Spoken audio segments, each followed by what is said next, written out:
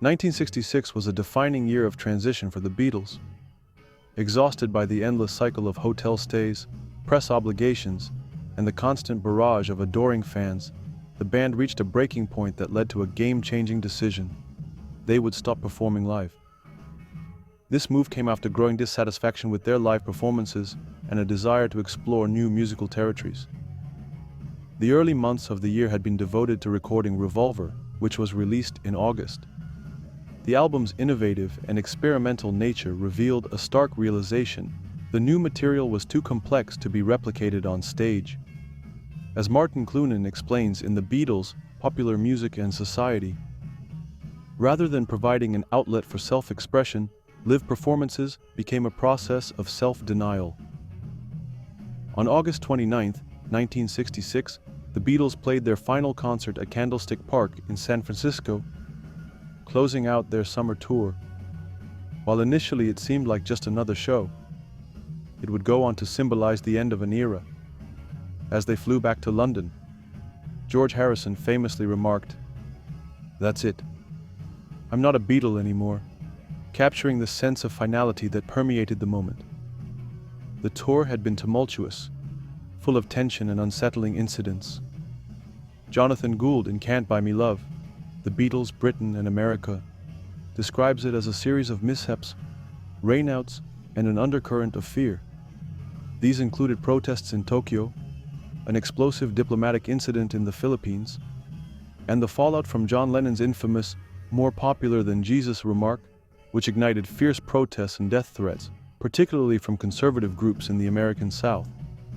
The growing backlash was not confined to the Bible Belt. Outside Candlestick Park, a group of protesters carried signs like "Beatles today, what tomorrow?" and "Jesus loves you, do the Beatles?"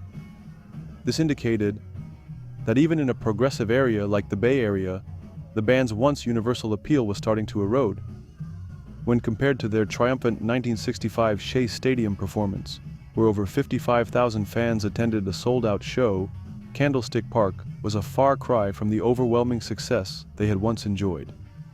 Only 25,000 tickets were sold, leaving 7,000 empty seats. Additionally, the contract required 15% of ticket sales to go to the city, resulting in a financial loss for the local promoter. Before the concert, Paul McCartney asked the band's press officer Tony Barrow to record the performance. Despite manager Brian Epstein's firm prohibition on recordings, Barrow later reflected that it was understood among the Beatles that this would be their last concert tour, making the evening particularly significant. After performing a set of classic hits like Rock and Roll Music, I Feel Fine, and Day Tripper, the band closed with Long Tall Sally. As Barrow's tape ran out, it marked the end of an era, capturing the last official Beatles concert. Though rumors of a potential UK tour lingered in Beatles Monthly, Epstein, faced with the possibility of becoming redundant as the band's manager, struggled with depression.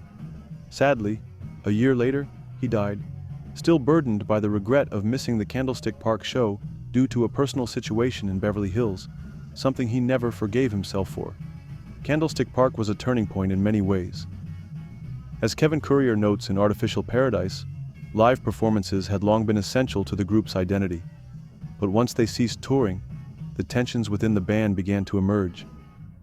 Their decision to stop touring was a bold declaration of their autonomy as artists, signaling that they no longer needed the stage to validate their creative output. As critic George Melly noted, this move affirmed their determination to prove their self-sufficiency. In June 1967, the release of Sgt. Pepper's Lonely Hearts Club Band confirmed that the Beatles were fully committed to creating music without the constraints of live performance. Though their last official concert was at Candlestick Park, the Beatles would perform one final time on the roof of Apple Corps in January 1969. By then, their relationship with their audience had irrevocably changed. As director Michael Lindsay Hogg explains in You Never Give Me Your Money, the rooftop performance felt like an intimate, private moment, free from the pressure of an audience. It was a powerful reminder of the band's evolution, not only as musicians but also as cultural icons.